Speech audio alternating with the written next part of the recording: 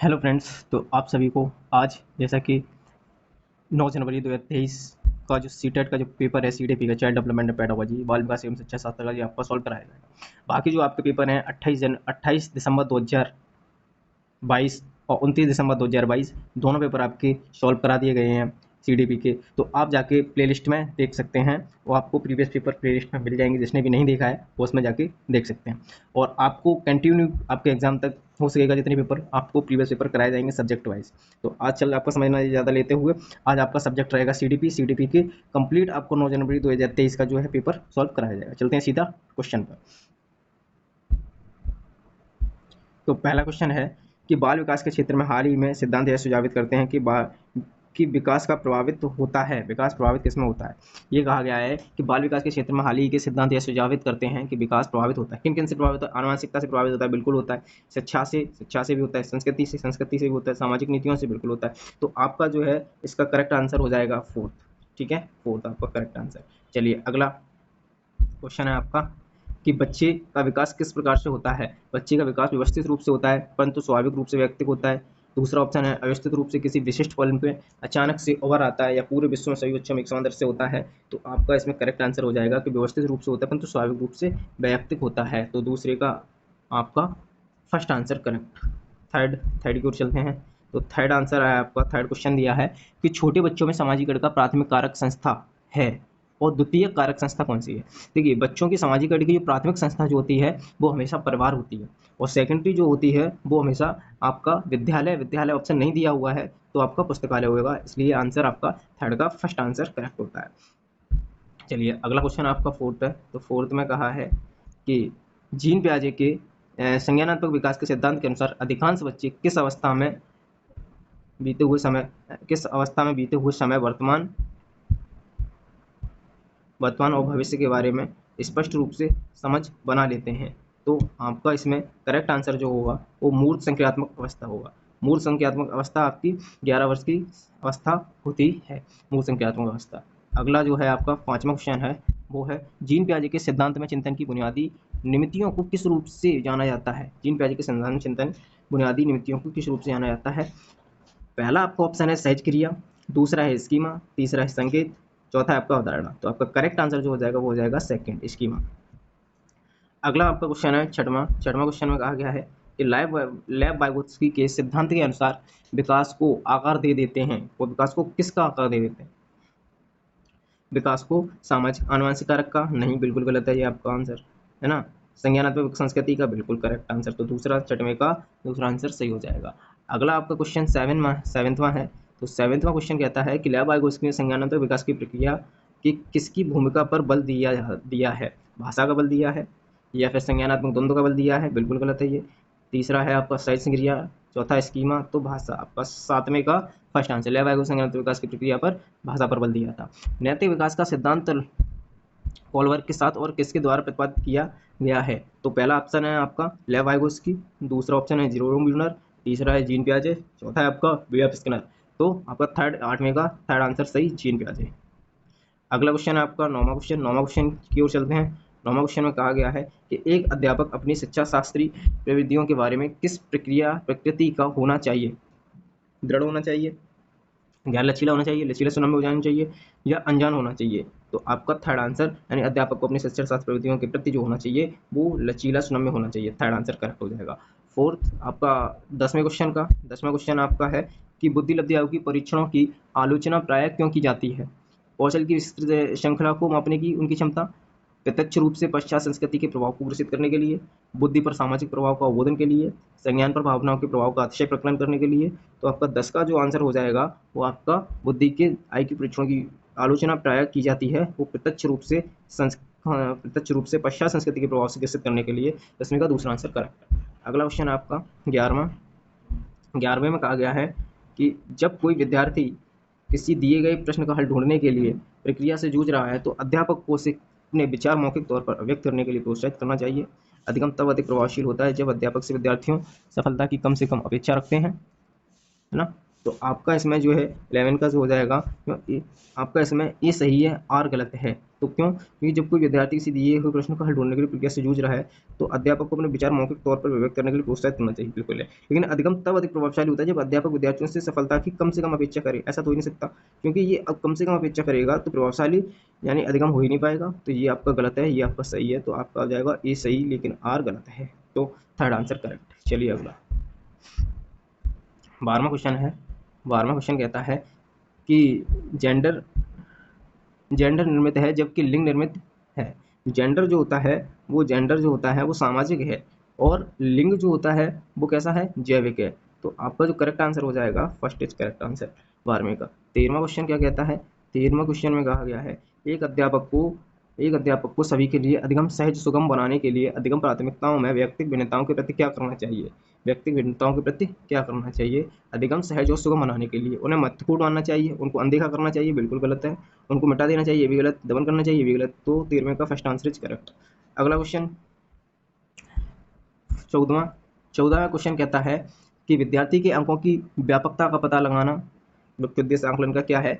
दूसरा है ऑप्शन विद्यार्थियों को सीखने की प्रगति के प्रति समझ बनाना, संभाव्य असफल और सफल विद्यार्थियों की पहचान करना, विद्यार्थियों को ग्रेड मान देना। तो दूसरा आपका जो हो जाएगा 14वें का वो करेक्ट, विद्यार्थियों को सीखने के प्रति समझ विकसित करना होता है। अगला क्वेश्चन आपका 15वां है। 15वां क्वेश्चन कहता है कि विद्यार्थियों में कौन सी प्रवृत्ति विद्यार्थियों में समालोचनात्मक चिंतन को प्रोत्साहित कर सकती है? तो ऑप्शन दिए हुए प्रश्न को तुरंत उत्तर देने के लिए कहना। अगला ऑप्शन विद्यार्थियों को विमर्श हेतु समय देना, विद्यार्थियों से बंधन वाले प्रश्न पूछना, विद्यार्थियों में परस्पर अंतःक्रिया को निरुत्साहित करना। तो इसका आपका 15वें का करेक्ट आंसर हो जाएगा विद्यार्थियों में, क्योंकि इसमें ये कहा गया है कि विद्यार्थियों में समालोचनात्मक चिंतन विकसित करना है। समालोचनात्मक चिंतन तभी विकसित होता है जब विद्यार्थी आचार विमर्श करें, है ना। तो आपका दूसरा आंसर करेक्ट हो जाएगा। चलिए अगला क्वेश्चन है, सुविधा वंचित समूह से संबंध रखने वाले विद्यार्थियों के समावेशन में निम्नलिखित में से किसके द्वारा अवरोध उत्पन्न होता है? रूढ़ि और स्थापित धारणाओं से, बाल केंद्रित उपागम से, रचनात्मक आकलन से, है ना, व्यक्तिगत भिन्नताओं का ध्यान रखने से, सुविधा वंचित समूह से। सुविधा वंचित समूह से रखने के लिए, है ना, समावेशन निम्नलिखित अवरोध उत्पन्न करना है। तो बाल केंद्रित उपागम से नहीं, रूढ़िबद्ध और स्थापित धारणाओं से। तो 16 का आंसर पहला करेक्ट हो जाएगा। 17वां क्वेश्चन कहता है कि पठन वैकल्य प्रत्यक्ष रूप से किस कौशल में चुनौती का कारण बनता है? तो इसका 17वें का जो करेक्ट आंसर हो जाएगा वाचन, देखना, सुनना, इनमें स्केच बनाना। तो 17वें का पहला आंसर करेक्ट होगा। अगला क्वेश्चन 18वां क्या है? 18वें क्वेश्चन की ओर चलते हैं। 18वें क्वेश्चन में दिया हुआ है कि दृष्टिबाधित विद्यार्थियों को सहजता के साथ शामिल करने के लिए अध्यापक को क्या करना चाहिए? जितनी अधिक संभव हो सके दृष्टिबाजी, यानी ऐसा बच्चा जिसको क्या हो, दिखाने में असमर्थता हो, दिखने में सहजता शामिल करने के लिए अध्यापक को क्या करना चाहिए? जितनी अधिक संभव हो सके अधिक से अधिक सूचना, है ना, सूचना देना चाहिए, ये भी गलत है। कक्षा में समर्थक उपकरणों का प्रयोग बाधित करना चाहिए, लेकिन सूचना को मौखिक रूप से संप्रेषित करना चाहिए। लिखित सूचनाओं को मौखिक रूप से, इन विद्यार्थियों को केवल बहुत ही सरल से कार्य देने चाहिए, ये भी गलत, क्योंकि इसको सरल से कार्य देने से नहीं होना सकता। इसको 18 का क्वेश्चन जो हो जाएगा वो थर्ड आंसर सही हो जाएगा, क्योंकि देख ही नहीं सकता बच्चा, सुन तो सकता है। तो सूचनाओं को मौखिक रूप से संप्रेषित करना चाहिए, तो ये आपका आंसर करेक्ट हो जाएगा थर्ड 18वें का। ये आपका गलत है, ये भी गलत है, फर्स्ट सेकंड भी गलत है। अगला क्वेश्चन है आपका 19वें क्वेश्चन में कहा गया है कि शालीनता विकार से जूझते विद्यार्थियों की प्रतिनिधिक पहचान विशेषता निम्नलिखित में से क्या है? शालीनता विकार से जूझते विद्यार्थी, तो इसका जो है उच्च रूप से विकसित सामाजिक कौशल, आवेगशीलता, अवरुद्ध संप्रेषण कौशल, औसत से ऊपर बुद्धि लब्धि। तो शालीनता विकार से जूझते विद्यार्थियों की प्रातिनिधिक पहचान विशेषता जो है वो अवरुद्ध संप्रेषण कौशल। 19 का थर्ड आंसर करेक्ट हो जाएगा। 20 का क्वेश्चन क्या कहता है कि बच्चों में प्रतिभाशाली किस प्रकार से परिलक्षित होनी होती है? बुद्धि का निम्न स्तर से, बोधगम्य का उच्च स्तर, कार्यों की आसानी से छोड़ देना, छोटे छोटे कार्यों को ध्यान केंद्रित कर पाने की अक्षमता। बच्चों में प्रतिभाशाली जो होती है वो किस प्रकार से विकसित होती है? वो बोधगम्य का उच्च स्तर के लिए। ठीक है, तो 20 का आंसर दूसरा करेक्ट। अगला क्वेश्चन कहता है कि अधिगम विद्यालयों को नवीन ज्ञान के सृजन की अभिकथन कहता है कि विद्यालयों को नए ज्ञान के सृजन की ओर लक्षित पाठ्यचर्याओं पर बल देना चाहिए, यानी विद्यालयों को नए ज्ञान के सृजन के लिए लक्षित पाठ्यचर्या पर क्या देना चाहिए? बल देना चाहिए। तर्क कहता है कि बच्चों में अध्यापक के सहयोग से नवीन ज्ञान के सृजन और उनकी व्याख्या करने की क्षमता होती है। तो इसका ए और आर दोनों सही हैं, और आर एक ही सही व्याख्या करता है, क्योंकि बिल्कुल सत्य बात है। नए ज्ञान के सृजन के लिए लक्षित पाठ्यचर्या पर बल देना चाहिए, बच्चों में अध्यापक के सहयोग के नवीन ज्ञान के सृजन और उनकी व्याख्या करने में क्षमता होती है, बिल्कुल सही बात। अगला क्वेश्चन कहता है 20वां कि विद्यालयों को किस प्रकार बल देना चाहिए? सीखी की सामग्रियों को ज्यों का त्यों कह देने पर, पाठ्य पुस्तक से सीखना या संदर्भ रहित सीखना या रचनात्मक अधिगम। तो हमेशा रचनात्मक अधिगम पर ही बच्चे का क्या होता है, विकास हो सकता है। तो आपका 22 का फोर्थ आंसर करेक्ट होगा। अगला क्वेश्चन चलते हैं 23 की ओर। 23वां जो क्वेश्चन कहता है वो कहता है कि प्रेरक अधिगम प्रवेश सृजित करने के लिए क्या महत्वपूर्ण है। स्व अधिगम के लिए अवसरों को कम कर देना, है ना, या फिर स्व आंकलन हेतु अवसर देना, विद्यार्थियों में प्रतिभागी भावना को बढ़ावा देना, मानकीकृत पाठ्यचर्या को अनुसरण करना। तो 23 का आंसर हो जाएगा दूसरा, कि स्व आंकलन के अवसर देंगे तभी बच्चे क्या करेगा, प्रेरक अधिगम प्रवेश सृजित करने के लिए महत्वपूर्ण हो सकता है। 24वां जो क्वेश्चन कहता है वो 24वें क्वेश्चन में ये कहा गया है कि अभिकथन कहता है कि अध्यापक को चाहिए कि वह विद्यार्थियों को योग्यता का सत्व संबंधी परिप्रेक्ष्य विकसित करने के लिए प्रोत्साहित करे। तो योग्यता तर्क कहता है योग्यता की अस्तित्व संबंधी परिप्रेक्ष्य विद्यार्थियों को अधिक प्रभावशाली तरीके से सीखने के लिए अप्रेरित करता है। तो अध्यापक को चाहिए विद्यार्थियों को योग्यता का सत्व संबंधी परिप्रेक्ष्य विकसित करने के लिए प्रोत्साहित करे। प्रोत्साहित करने की बात की गई है विकास करने के लिए। और योग्यता की अस्तित्व संबंधी परिप्रेक्ष्य विद्यार्थियों को अधिक प्रभावशाली तरीके सीखने के लिए अप्रेरित करना चाहिए। तो ये आपका ए और आर दोनों गलत है, एक दूसरे से संबंध नहीं रखते। चलिए अगला 25वां क्वेश्चन है। 25वां क्वेश्चन कहता है कि किसके द्वारा समस्या समाधान में अवरोध पैदा होने की संभावना है। किसके द्वारा होना है, प्रकार्यात्मक कार्य स्थिरता, संज्ञानात्मक सुनम्यता, अपसारी चिंतन, विमर्शात्मक लेखन। तो इसका जो है किसके समस्या समाधान में अवरोध पैदा करने की संभावना, प्रकार्यात्मक स्थिरता। तो 25 का पहला आंसर करेक्ट। अगला क्वेश्चन कहता है 26वें क्वेश्चन में आपका दिया हुआ है और उसमें कहा गया है कि अभिकथन कहता है कि अध्यापकों को चाहिए कि विद्यार्थियों को भ्रांतियों की पहचान करें और उनको अनदेखी करने की बजाय उन पर चर्चा करें। ये भ्रांतियां वैकल्पिक अवधारणाओं के रूप हैं जो अक्सर विद्यार्थी अपने परिवेश के साथ अंतःक्रिया करके आधार बना लेते हैं। ये अधिगम की प्रक्रिया में अर्थपूर्ण है। तो इसका करेक्ट आंसर जो हो जाएगा वो आपका करेक्ट आंसर हो जाएगा फर्स्ट। ए और आर दोनों सही है और आर ए की सही व्याख्या करता है। चलिए अगला क्वेश्चन है आपका 27वें क्वेश्चन में कहा गया है कि अधिगम को महत्वपूर्ण रूप से प्रभावित करती है परंतु स्मृति पर इनका कोई प्रभाव नहीं पड़ता।